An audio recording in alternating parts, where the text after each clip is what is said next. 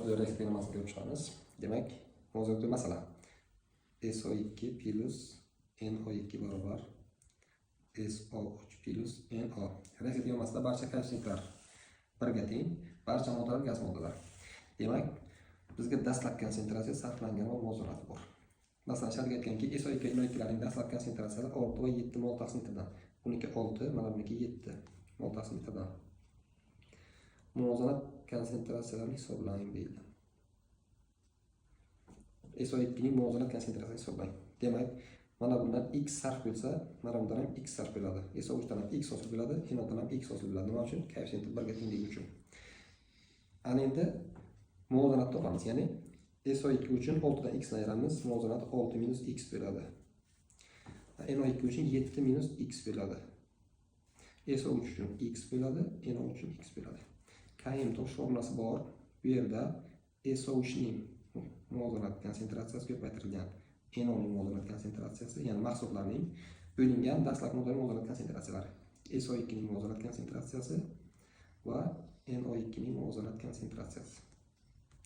Shu Km ning qiymati birga teng deyilgan. Bizga 1 barobar SO2 ning muvozanat konsentratsiyasi x, NO2 ham x. SO2 niki 6 minus x ko'paytirilgan 7 minus x. Mana shu tengni ishlaymiz. Buni kasrga yetkazib olganimizda mahrajga 1 berib olsak, hech qanday o'zgarish bo'lmaydi. X ni ko'paytirsak, x kvadrat bo'ladi.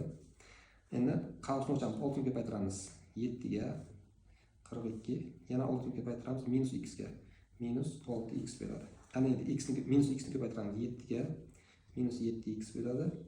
Minus x ni ko'paytiramiz minus x ga, ishora bir xil bo'lganligi sababli plus x kvadrat bo'ladi. Mana shu tenglardan bir nima tenglardan x topamiz. X kvadratlar ikki tomondan qisqarib ketadi. Demak, 6x bu tarafga o'tsa minus 6x plus 6x bo'ladi. Minus 7x imiz plus 7x bo'ladi. Barobar 42. Demak, 42 barobar 3x. Mana bu yerga x ni topadigan bo'lsak, 42 ni bo'lamiz 13 ga. X ning qiymati